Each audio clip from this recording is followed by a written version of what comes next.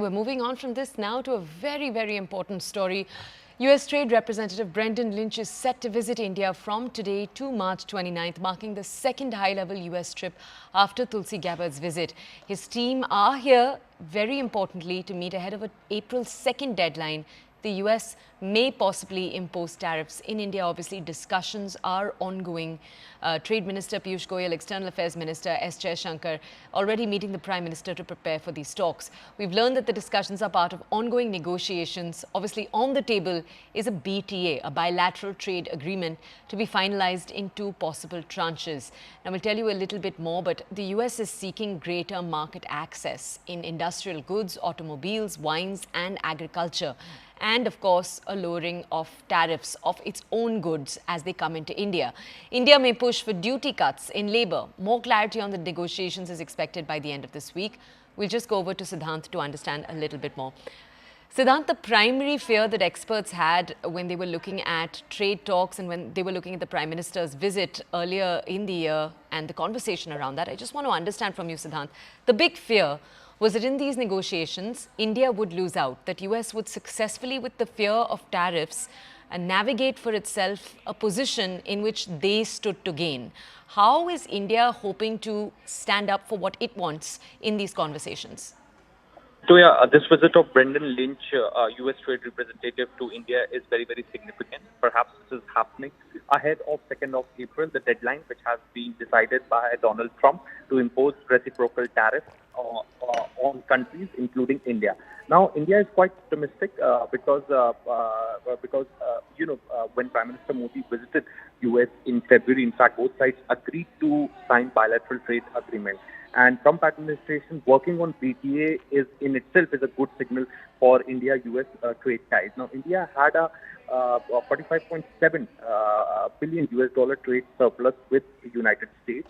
In fact, India in the budget also, in the union budget also, announced that it will lower tariffs on bourbon, whiskeys, wines, and electronic vehicles, which was kind of signaling to the U.S.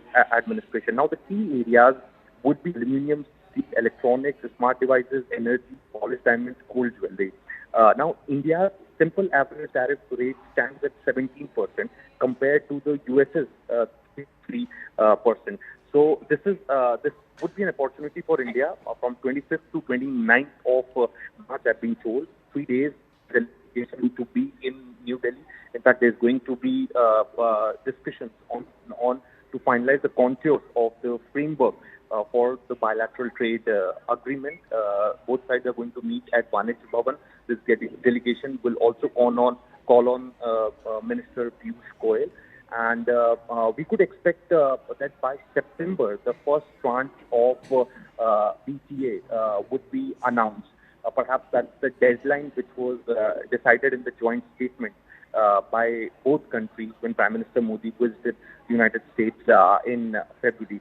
So, as I said before, very, very significant visit, and all eyes are to be on 29th of March when both sides will finish their discussions around deciding the contour of the framework for the BTA, and perhaps would really be interesting to see the kind of concessions India would be making, or the kind of market access India would agree to give to the United States. Right, but Siddhant, that's the big fear. The fear is obviously that too much market access will be given to the United States. The repercussions of that will be very, very hard for example, farmers in India, other sectors in India. Can you just walk our audiences, because this has been a fear for a few months now, what is the Indian External Affairs Ministry, the Trade Ministry, how are they thinking through this?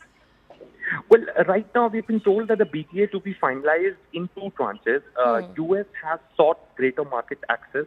In fact, US is also eyeing on the agri market. Perhaps that would really be interesting to see that how to handle that.